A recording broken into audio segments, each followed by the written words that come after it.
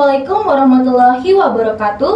Shalom, Om Swastiastu, Namo Buddhaya, Salam Kebajikan. Tabe salamat, linguna latai, salam sawujud, karena malempang, adil kata linu, baju ramin kasaroga, basengat kajubata. Arus, arus, arus. Perkenalkan, nama saya Jenita Remeka Tabita. Saya Octavia Favriskila.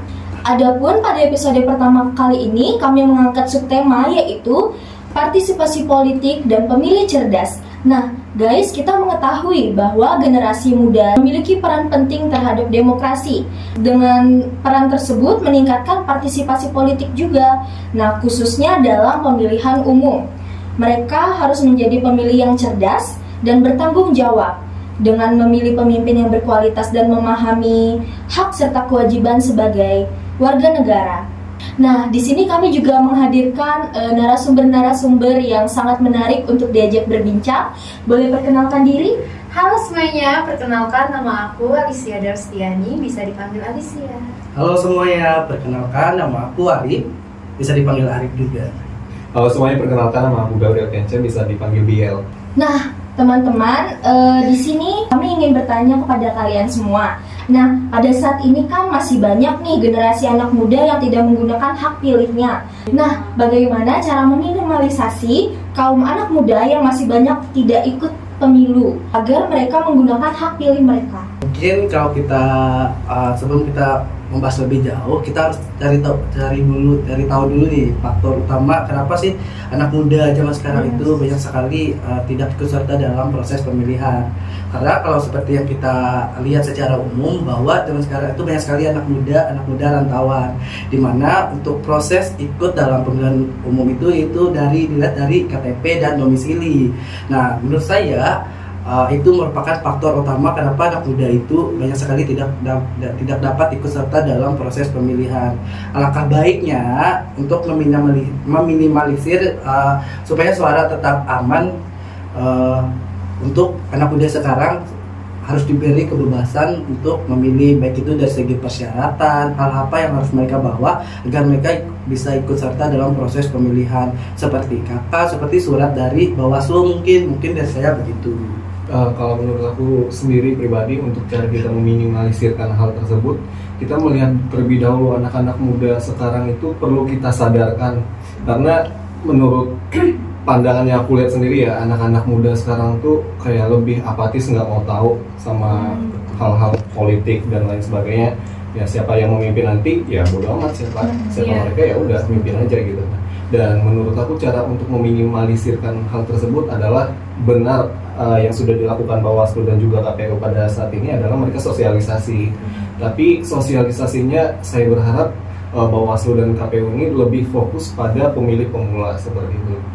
Kalau aku sendiri sih lebih setuju dengan Gabriel ya, karena memang kita tahu sendiri ya, anak-anak muda sekarang itu nggak ada yang peduli, hampir itu coba kita lihat di media sosial. Jadi mereka contohnya sekarang mau pilkada, mereka tidak peduli siapa sih paslon-paslon yang mereka ingin pilih, dan mereka banyak golput, malas aku nggak peduli dengan adanya paslon-paslon yang siapapun yang akan terpilih nanti. Lalu mereka merasa siapapun pemilihnya, siapapun yang akan memimpin nanti itu kan sama aja. Nah, aku setuju juga dengan adanya sosialisasi, di mana kita menyadarkan bahwa anak-anak muda bahwa penting sekali, karena hak suara siapapun, hak suara kita itu akan berpengaruh ke depannya ke siapa yang akan kita pilih ke depannya, siapa yang akan jadi pemimpin. Karena ya benar kata orang, kalau masa depan negara, masa depan pemerintah itu ada di tangan kita, dengan kita menggunakan sebaik-baik mungkin hak suara kita.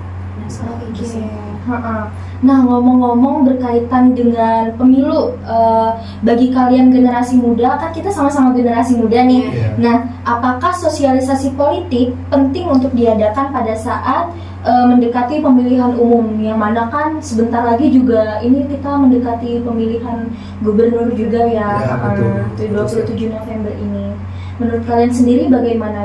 Menurut aku sendiri untuk sosialisasi ya tentang tadi itu sangat penting banget, karena hal ini mendukung generasi muda itu untuk paham seberapa penting sih suara mereka itu untuk menentukan bangsa ke depannya, seperti itu, menentukan daerah mereka seperti itu.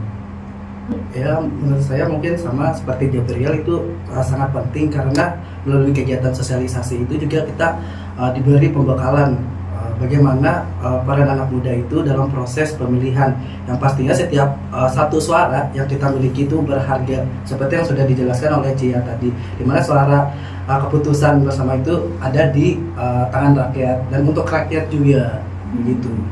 Kalau menurut aku sendiri sih itu sangat-sangat penting ya, apalagi setiap pemilu itu pasti ada yang namanya pemilu pemula, di mana mereka belum tahu, belum pernah ikut pemilihan, belum tahu memilih siapa dan bagaimana siapa yang mereka pilih, apa yang mereka lakukan di bilik suara, itu sangat-sangat perlu. Makanya dari KPU, Bawaslu itu sangat-sangat penting sih untuk melakukan sosialisasi, memberitahukan kepada masyarakat khususnya pemilih pemula itu juga termasuk seperti dijelaskan tadi.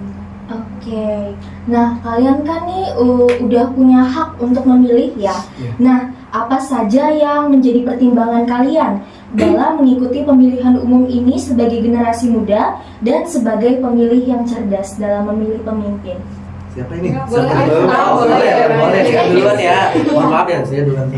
Ya, kalau dari saya mungkin saya tidak cukup ya kalau hanya menggunakan visi misi, tapi juga saya harus melihat dulu nih rekam jejak dari calon-calon pemimpin yang akan kita pilih, karena rekam jejak merupakan bukti nyata yang harus kita pertimbangkan. Betul. Bagaimana cara dia memimpin ke depannya, baik itu gubernur, bupati dan lain sebagainya, karena itu merupakan kunci awal sebagai kita pemilih utama, terlebih lagi kita sebagai anak muda. Kalau menurut aku begitu.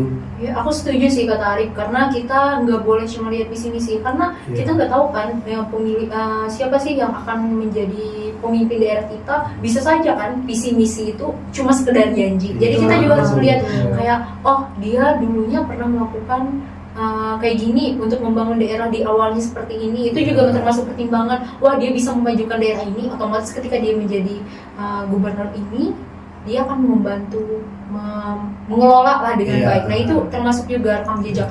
Yang pasti visi misi juga, terus kita juga melihat program kerjanya, apakah itu tuh ada pengaruh. Contohnya saya mahasiswa, apakah ada pengaruh juga nantinya ke depannya dalam saya mencari prospek pekerjaan yang sesuai dengan jurusan saya, dalam proses saya berkuliah dan sebagainya. Itu juga termasuk yang saya lihat ya, program kerja, visi misi, dan kata Arif tadi setuju banget rekam jejak.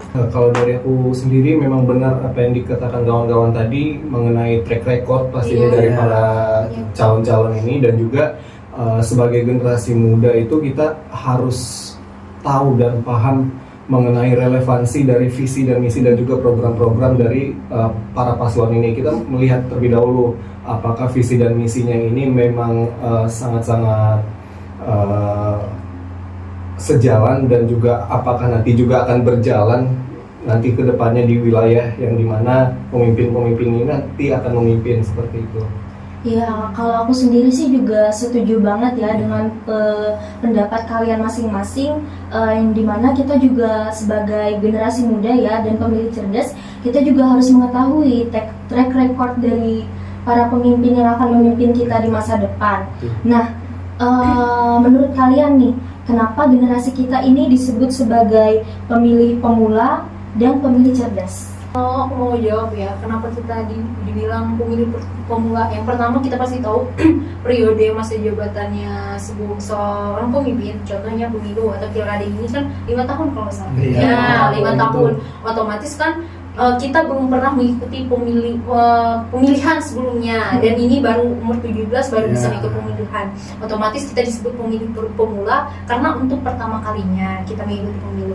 Lalu kenapa kita harus kita dikatakan pemilih cerdas? Karena yang pertama itu kita adalah anak muda yang pertama kali mengikuti, dan masa depan pemimpin itu ada di tangan kita, di tangan kita yang memilih, yang dimana kalau kita salah pilih pasangan itu bisa dikatakan gak cerdas gak sih? Iya kan? Makanya kita harus cerdas dalam memilih, dan cerdas dalam memilih pasangan mana yang mau kita pilih dengan program kerja, rekam jejak dan sebagainya. Dari aku sendiri menambahkan soal pemilih cerdas. Dari beberapa riset yang aku dapat, kita kan sudah masuk di era Gen Z dan juga Gen Iya, Alpha. betul. Dan kita itu sudah ya, sangat Iya. bersentuhan dengan yang namanya udah nggak gaptek lagi dengan namanya Iya, teknologi. betul. Makanya kita tuh kadang-kadang bisa disebut generasi-generasi yang cerdas gitu. Iya. Dan juga hal-hal yang seperti ini makanya kenapa kita itu disebut pemilih cerdas. Dan ya memang sayangnya ada beberapa juga dari generasi Z ini yang memang masih belum terlalu ingin cari tahu Iya, tentang dunia politik iya. gitu. Mereka ingin ya bodo amat seperti yang tadi kita bahas. Apalagi kan sekarang tuh ada yang kita itu masuk era globalisasi kan. Iya. Jadi di mana-mana kita menggunakan media sosial. Betul. Otomatis kita bisa tahu nih paslon ini, paslon ini, paslon Ya. ini. Contohnya kita dari Kalimantan Tengah saja kita bisa tahu nih tentang paslon dari provinsi lain, itu juga termasuk. Iya. Kita mencari tahu juga kan, itu berkat betul. teknologi itu sendiri. Jadi kita juga termasuk pemilih cerdas karena kita juga berdampingan dengan teknologi. Betul. Iya.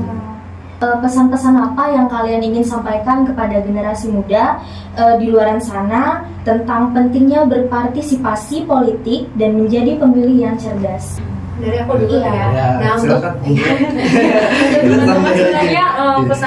pesan-pesannya aku cuma bilang jangan sampai kita golput ya teman-teman, Betul. karena Betul. suara pilihan kita itu akan mempengaruhi hanya satu suara. Mungkin teman-teman membayangkan satu suara saja, tapi satu suara itu sangat berpengaruh ke masa depan kita berikutnya, ke pemimpin siapa yang kita cari. Terus kita juga jangan bodoh amat teman-teman dengan paslon yang sedang mencalon itu. Kita harus tahu rekam jejaknya seperti apa, Betul. visi-misinya gimana, program kerjanya apa, karena itu berpengaruh juga, karena ini nih dari rakyat untuk rakyat. Dan oleh Iya. rakyat. Iya, Oleh dari rakyat, rakyat, betul sekali. Nah, kalau menurut aku jadilah anak muda yang cerdas. Terlebih lagi sekarang kita masuk ke meraknya yaitu tentang pemilu, di mana kita harus meningkatkan lagi bagaimana edukasi kita terkait dengan pemilihan umum. Bagaimana sih dari pemimpin yang nantinya akan kita pilih, dan apa sih program kerjanya nanti akan yang mau diwujudkan pada saat terpilih jadi pemimpin. Tentu dengan adanya teknologi kita juga bisa lihat nih dari rekam jejak selama dia memimpin wilayahnya, dan jangan juga jadi pemilih yang seperti yang dikatakan Mas Cia tadi, bodoh amat. Karena kita sekarang hidup di zamannya teknologi. Bagaimana kita bisa memanfaatkan teknologi itu dengan sebaik mungkin, gitu. Kalau dari aku pribadi, aku mau ngasih pesan terkhususnya buat anak-anak muda di luar sana sebagai pemilih pemula ya. Berbicara tentang money politik itu sangat-sangat beredar dan juga Iya, betul. merusak apa ya, marwah ya benar, marwah. Dan buat pemilih pemula di luar sana, jangan karena uang 100.000, 200.000 kalian itu mulai terpengaruh dan mudah terpengaruh seperti itu. Iya. Akhirnya ya Masa dengan 100.000 untuk 5 tahun? Iya. Untuk Iya. 100.000 mengorbankan 5 tahun. 5 tahun. kan iya kan, sorry boleh kita bilang bodoh seperti Iya. itu. Bodoh ya. Betul sekali. Makanya ya pesan aku buat anak-anak muda di luar sana dan juga untuk seluruh masyarakat Indonesia terkhususnya Kalimantan Tengah, jadilah pemilih yang bijaksana seperti itu. Terima kasih. Iya. Nah, teman-teman, itu tadi pesan-pesan dari para narasumber, dan dari saya sendiri, saya juga ingin memberikan pesan kepada generasi muda di luar sana. Ingat, jadilah pemilih yang cerdas, dan ingat, jangan golput. Jangan golput ya. Terima kasih. See you di episode 2.